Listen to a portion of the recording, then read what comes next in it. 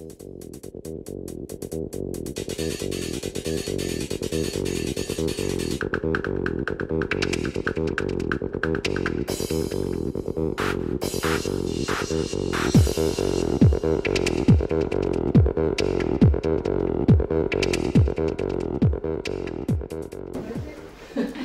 tai nežinau, čia kažkaip nenoriu išpūti labai ministrės, bet tiesiog, kada dirbam tą darbą, labai dažnai susiduria su tokia kaip ir socialinių pašalpų, labiausiai domina klausimas. Ar nebus kažkas daroma ir ieškoma kažkokių tai įstatymų pakeitimų šia prasme, todėl kad žmonės šiaip pas mus yra neskatinami. Nes jeigu jisai, ta prasme, gaus pradės dirbti, jisai tiesiog neteks pašalpos, vaikai irgi ten kažkokiu tai vaikams skirtų išmokų, aš nežinau, kaip ten yra, bet žodžiu, kiek aš žinau, kiek pas mane ateina žmonių ir aš pradedu gilintis, dirbti jiems visiškai neapsimoka. Ir iš tikrųjų darbingi jauni žmonės, jie sako, mes nedirbsim jokių būdų, į tuo labiau, jeigu yra vaikai, kurie mokosi mokykloje, dar aukštoje mokykloje, tai neteks ne tik tai ten užbūdę kompensacijų, bet jie nenori dirbti. Tai čia tik tai keletas pavyzdžių. Yra tokių, kurie, tarkim, pavyzdžiui, dirba ir dirba, gauna vokeliuose pinigus, arba dirba, pavyzdžiui, Norvegijoje, jam geriau atvažiuoti darbo biržą, užsiregistruoti, išvažiuoti, žmonai irgi atvažiuoti, išvažiuoti, bet jie gauna už dubutus kompensacijas ir dar visokias išmokas, bet jie iš tikrųjų valstybė pinigų neuždirba, mes juos sunešam. Tai ar nebus kažkas daroma va šičia? Tai ačiū Jums labai už klausimą, iš tiesų turbūt šiandieną po užimtumo antras iš opiausių tokių klausimų ir mūsų iš tiesų vienas iš tų prioritetinių darbų būtent yra peržiūra visų socialinių išmokų rūšių ir, kaip Jūs minėjote, būtent įstatyminiai ta bazė. Nes tikrai ir pilotinės tos savivaldybės, kuriuose buvo atliekamas eksperimentas, iš tiesų parodė, kad surinkti tie pinigėliai yra neracionaliai paskirstomi ir būtent tų išmokų yra, žmonės tiesiog gauna nepagrįstai tas išmokas ir tiesiog neskatinamas darbas apie tą, ką Jūs kalbate. Tai vienareikšmiškai pirmiausia reikėtų persižiūrėti, kiek aplamai tų išmokų rūšių yra. Jų yra iš tiesų labai daug.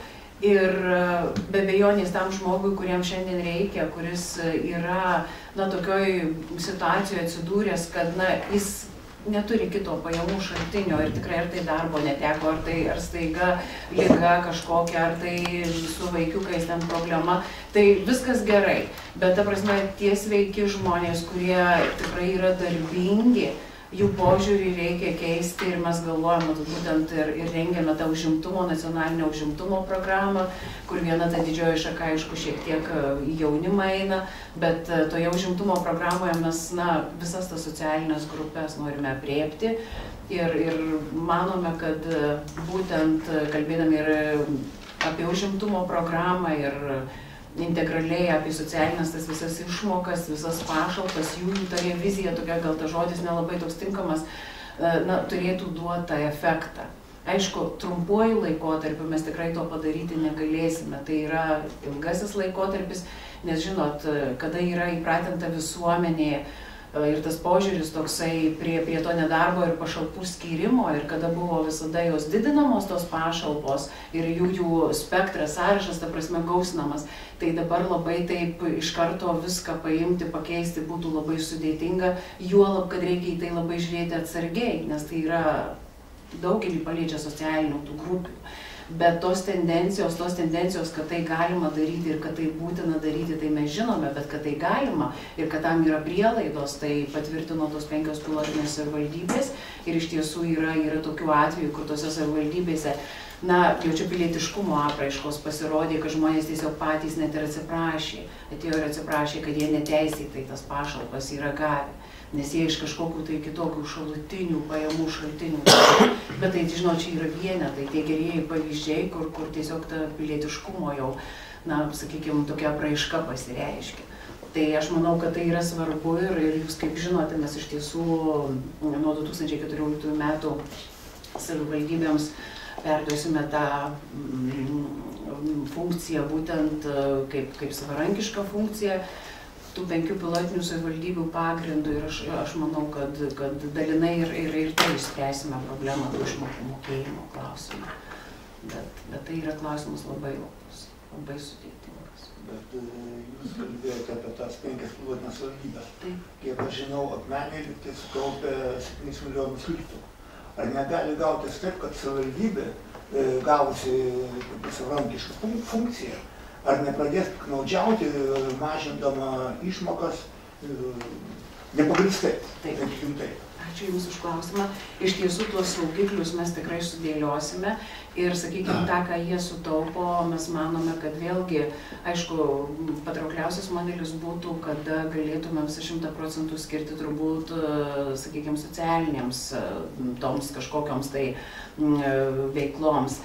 Bet reikia suprasti, kad savivaldybės ir daugiau problemų turi, tai galbūt reikėtų pasižiūrėti, kiek socialinėms toms visoms skirti išmokoms ir kiek, sakykime, ten kokį galbūt vaikų darželio stogą užlopyti ar kažkokią infrastruktūrą patvarkyti, nes vėlgi tai ta aplinka, kurioje mes visi gyvename ir jie bet kokiu atveju vis tiek reikia ir modernizuoti ir tvarkyti.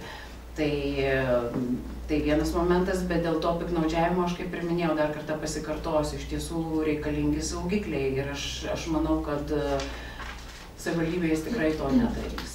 Tikrai to nedarys, nes jos parodė tose 5 pilotinėse savivaldybėse, tas modelis tiesiog parodė tai, kad jos labai atsakingai į tą procesą žiūrėjo ir jos yra suinteresuotos, tai nemanyčiau, kad taip turėtų tikrai būti. Ačiū.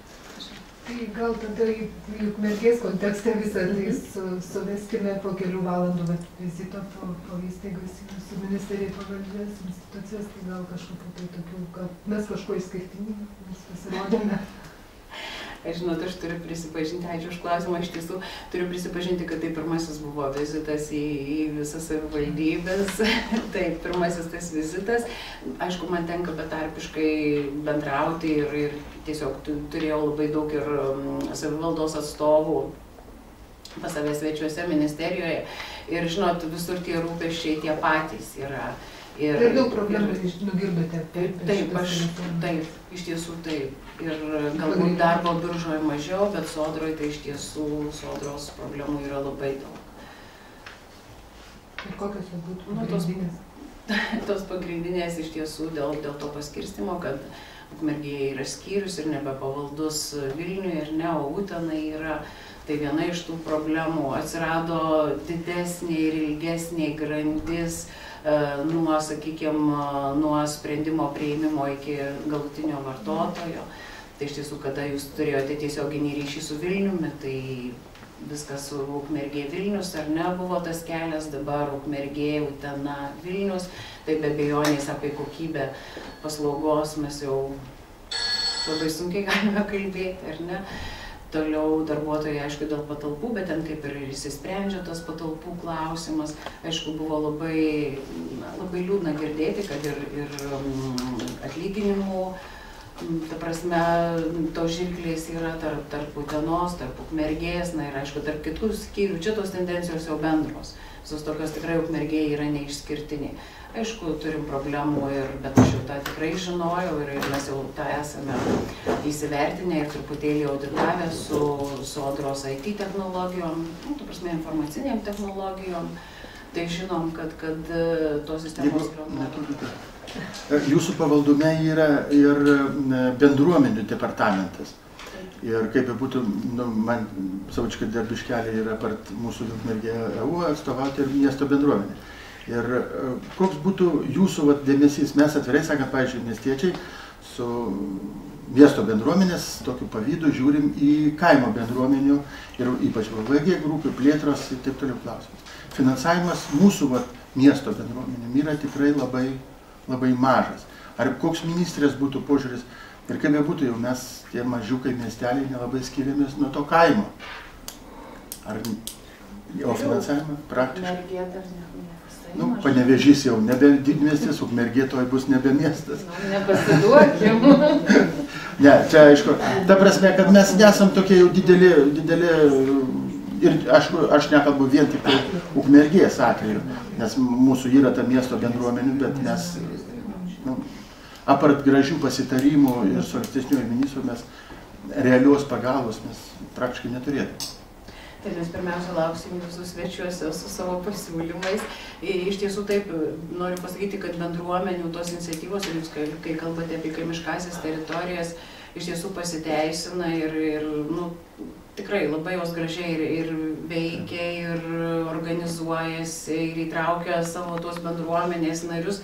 Aš manau, kad, aišku, miestas šiek tiek turi kitokią specifiką.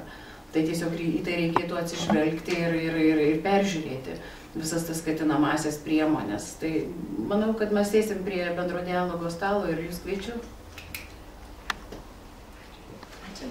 Ar jeigu galima būtų, kadangi turime vaikų globos namus, tokius nemažus ir didelius, kaip lankėtės, matėte, kokie... Dar svarbiau tik tai kiti. Dabar to licencijavimo bus ir kokia ten bus tvarka. Tai licencijavimo... Ar dėl mažinimo, būtent, ar jūs kažkiek tai kreipsite dėmesį į tai, kokie tiek mūsų vaikų globos namai ir kaip ten tos erdvės visiems užtenka ir dėl mažinimo. Tai licencijavimas iki 15 metų, tai yra 2 metai laikotarpis, kada galima pasiruošti ir įsigyti tą licenciją, jeigu jūs kalbate dėl pačių vaikų namų apimties. Taip, mergėje taip nepavyksta sumažinti. Nepavyksta sumažinti. Aišku, labai norėtųsi, kad, tie aš ir kalbėjau jau pas merą, kad tie vaikų namai būtų kuo mažesni ir jaukesni, jie būtų kuo labiau panašus į, sakykime, šeimos namus. Tai tas matymas būtų toksai, bet aš žinau, kad jūs tuo keliu žengėte ir kaip mane informavo, čia yra vieni iš tų tokių geriausių vaikų namų, kurie būtent tuo pagrindu ir dirba. Bet šiaip, visi turbūt suprantame, ar ne, kad jeigu viena mama ir jinai turi ar 5, ar 7, ar 10 vaikiukų, tas nuoširdumas, sakykime, ta globa yra kur kas didesnė negu kad viena darbuotoja galėtų aptarnauti 20 ar 30, nors ir 5, vis tiek ta meilė netokia yra. Tai... Aš kaip papildant ministrą, jeigu leisit, tai mes ir pas merą ir su vedėja diskutavom ir kėlė jie klausimą, kad kadangi ir mergiai šeimynų, pavyzdžiui, pagal naują įstatymą nėra įsikūrę, tai buvo išreikšta nuostata, kad galbūt per didelis skaičius, tie 10, kad būtų šeimynoje vaikų.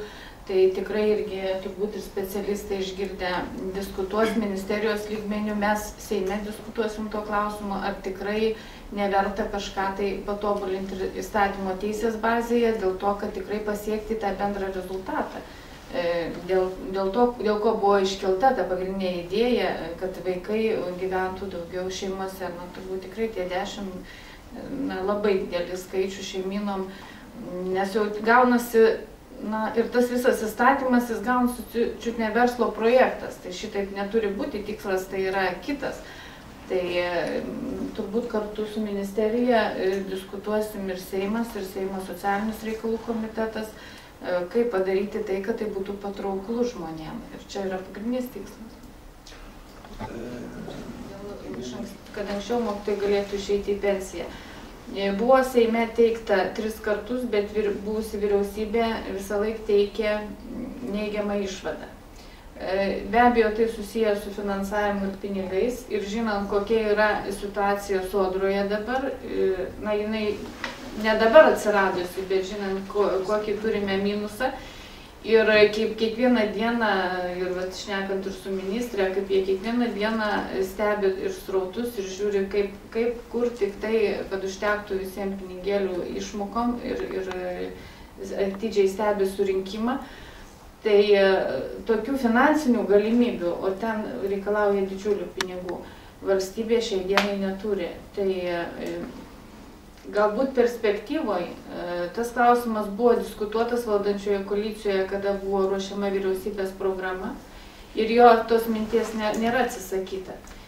Bet kadangi dabar jūs girdėjot, kad premjeras išėjo su iniciatyva euro įvedimo, tai reiškia bet kuri papildoma judesys papildomas finansų srity, didinant išmokas, jis iš karto prasilenkia su fiskalinės drausmės įstatymu.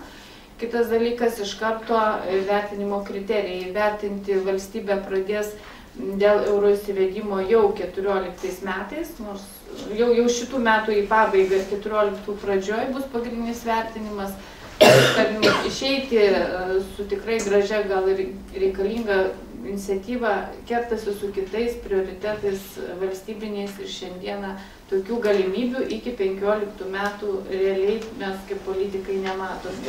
Ir kalbėta buvo ir vyriausybės lygmenį, darant programą, ir premjerų, ir pirmininkų. Ir tikrai atsakingai galiu šitoje vietoje pasakyti, nes buvau tos darbo grupės narys ir daug diskutavom dėl finansinių dalykų.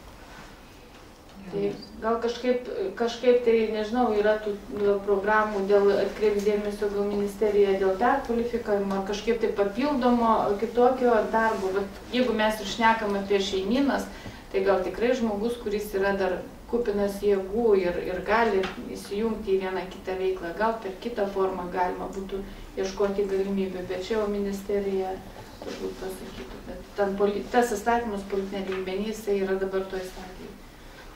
Aš tik tai galiu papildyti gerbiamą Seimo narę, nes iš tiesų kažkokiu tokių sprendimų priimti net ir negalim dėl tų finansinių dalykų, nes kaip ir Sodra, žinot, virš 10 milijardų turi deficitą.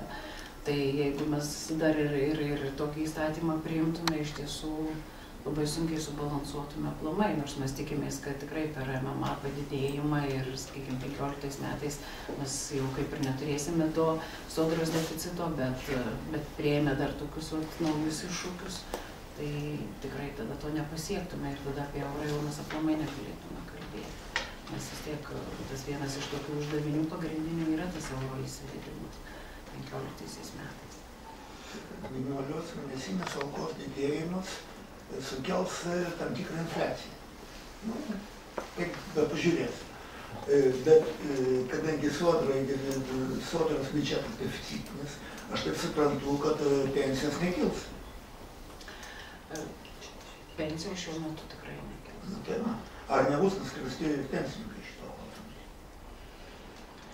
Gal aš, jeigu galima, ministrė, padėsiu šiek tiek, kadangi prie finansų. Tai šitas padidėjimas minimalios algos iki 1000 litų, kiek dabar buvo padarytas, tai jis infliacijoje didelės reikšmės tikrai nepadarys kilimui kainų. Suprantu, kad visi tuo prasme pasiėmė, motyvuoja, kad brangs duona ir taip toliau. Tai čia perdirbėjai turi dar ir savo kitų motyvų, kur spaudžia Žemės ūkio ministerija, bet čia nesigilinsim gal ne į tą temą.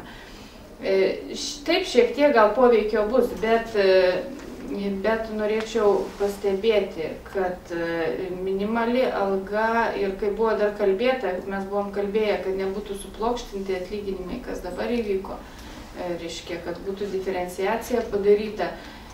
Tai šita problema dar nėra išspręsta ir jinai turės būti išspręsta artimiausių metų, nes negali gauti valytoja ir turintis aukštą išsilavinimą žmogus dirbantis kitą kvalifikuotą darbą vienodo. Aš tikrai gerbiu ir valytojos darbą, jis labai reikalingas, bet jeigu reikalauja didesnės kvalifikacijos sugebėjimų, tai jis turi būti ir įvertintas. Tai ta niša yra likusi, buvo kalbėta, kad bus sprendžiama problema iki pusmečio, gal peržiūrint biudžetą. Tik tai tiek dabar yra, kad surinkimas nėra labai jau geras kitų mokesčių, išskyrus pajamų mokestį. Tai viskas matysis kaip surinkimas, bet tą problemą įsipareigota išspręsti. O dėl to, kad pensijas didėti, tai noriu pažymėti, kad ekonominiuose procesuose jie labai greitai juda, tai būna infliacija, tai būna defliacija. Tai šitoj vietoj,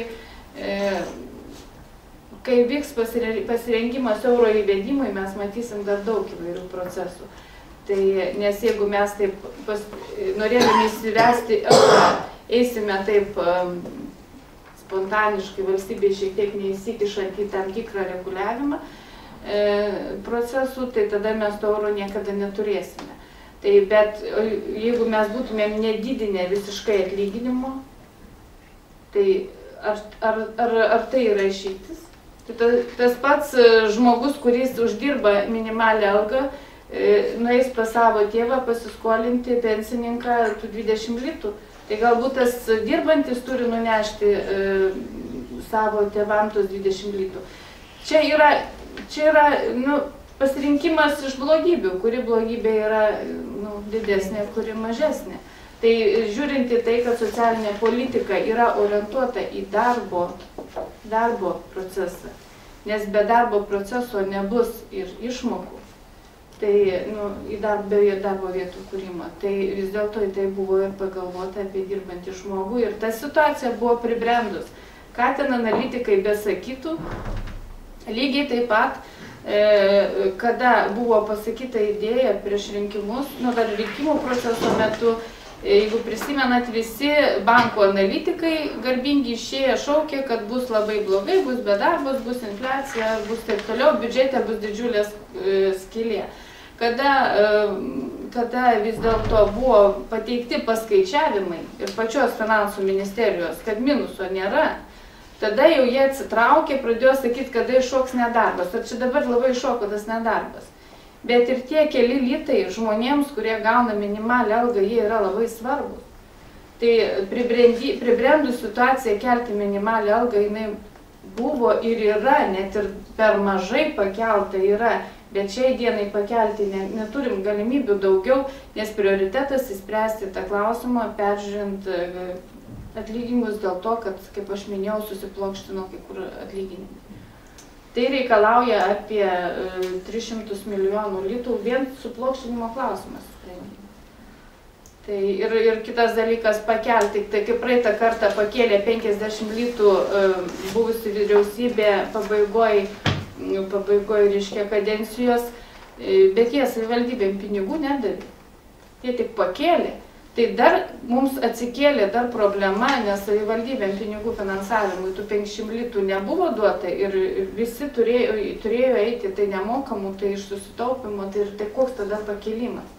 Tai tos problemos jų yra, bet taip suvesti, kad pakėlus minimalią algą iki 1000 litų padidės infliacija ir dėl to reiškia, turim privalomą tvarką padidinti pensijas, tai yra neteisingai traktuojamas požiūris. Yra kitų labai daug veiksnių, kuriuos turim atsižvelgti. Idealu būtų, jeigu mūsų valstybėje būtų galima pririšti visas socialinės išmokas prie ekonominių rodiklių ir kad jie judėtų arba didėtų arba mažėtų, bet aš galiu įsivaizduoti, kai bus kitas procesas, ne infliacijos, o defliacijos. Tai tada, kaip būsim suprasti, tai tam reikia paruošti visuomenę, yra kai kuriuose valstybėse. Aš tai dar norėčiau papildyti, iš tiesų prie socialinės apsaugos ir darbo ministerijos, jūs kaip žinote, yra trišalė taryba. Ir būtent tam MMA didinimui tikrai vyko ne vienas ir ne du posėdžiai ir socialiniai partneriai trišalės tarybos pritarė tam didinimui.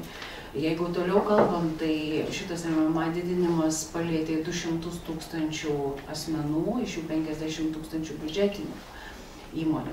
Dabar kaip čia buvo nuskambėjo ta frazė, kad ta prasme MMA didinimas lygtai ir bedarbystės, lygtai kažkoks tai paskatinimas. Tai iš tiesų dar tokiais tik preliminariais duomenimis turime palyginimą 12 ir 13 metų sausio mėnesio ir iš tiesų yra įsidarbinimo padidėjimas, o ne mažėjimas ir beveik apie 1000. Tai tik tiesiog dar nenorėčiau visko pasakyti, nes tikslinami tie duomenys yra. Bet tikrai nėra taip, kaip toksai ažiotažas yra visuomenėje yra sukeltas. Ir mes truputėlį dar ir gilesnį tą požiūrį turim ir žiūrim, kiek aplamai verslo įmonių palėtė tų smulkiųjų regioniniai dimensijoje. Nes klausimas iškilo ir toje, sakykime, gal viešoje erdvėje daugiau, kad tos regione esančios mažosios įmonės lyg ir negalės mokėti to minimalaus darbo užmokesčio. Tai mes tiesiog, kad turėti tą tokį bendrą vaizdą, tiesiog ir tą tokį pjūvį norime padaryti ir išsiaiškinti, nes kartais į viešą erdvę išeina tikrai ne tai, kas turėtų išeiti, tiesiog nepagrįsti duomenys ir rodikliai. Galiu paantrinti su verslu konkrečiai. Ateina įmonė, Ukmergės įmonė sako, aš turiu sukūręs 15 darbo vietų ir galėčiau dar priimti 5, jų algos yra, reiškia, virš 1000 gauna, galėčiau dar padidinti, bet aš negaliu konkuruoti, nes greta dirba toj pačioj srity nelegalai su pusė etato arba visai ir jie, reiškia, sako, aš viską švariai, oficialiai moku, mokesčius viską, o jis sako, nieko nemoka. Ir kiti užsakovai sako, jeigu ten 2 litai padidėtų ten įkainis, sako, aš jiem algas dar pakelčiau ir valstybė 150 litų ir darbuotojai dar pakeltų. Bet principas koks, kad šešėlis yra ir jeigu nekelsim, šešėlis neišeis. Taip, tai aš dar tada irgi truputį papildysiu. Tai tose pilotinėse savivaldybėse, kai buvo atliekamas tas eksperimentas būtent dėl tos revizijos išmokų, tai iš tiesų daugelį savivaldybių ir pilotinėse buvo, kaip pasakyti, į tą procesą įjungiami ir seniūnai, ir bendruomenių pirmininkai, sakykime, na, visa kaip ir pasakytos bendruomenės lyg ir valdžia. Tai aišku, tai puikus pavyzdys ir tai skatino iškėlimą iš to šešėlio, tačiau klausimas tame, ar vien tik tai socialinis darbuotojas ir, sakykime, seniūnas ir bendruomenės pirmininkas ar kitas aktyvus pilietis gali tą problemą iškelti. Turbūt čia vėlgi reikėtų tarp institucinio, tarp žinybinio to susitarimo ir į tą procesą turėtų turbūt įsijungti lygiai taip pat ir darbo birža galbūt, ir mokesčių inspekcija, ir sodra, ir darbo inspekcija, kas yra labai svarbu. Tai man atrodo, mes ir tą šešėlį vienareikšmiškai sumažintume ir tą skaičių tų pašalpų gavėjų. Kadangi mes labai skubame sekančius susitikimus, jeigu turi dar paskutinį klausimą ir to ir baigtumėm šiandien. Arba, tiesiog minutės palinkėjimo žodį dar visiems ir tada už pagalbą. Kad man tikrai paantrinote, pagelbėjote ir jums taip pat labai nuoširdžiai dėkoju. Ačiū visiems.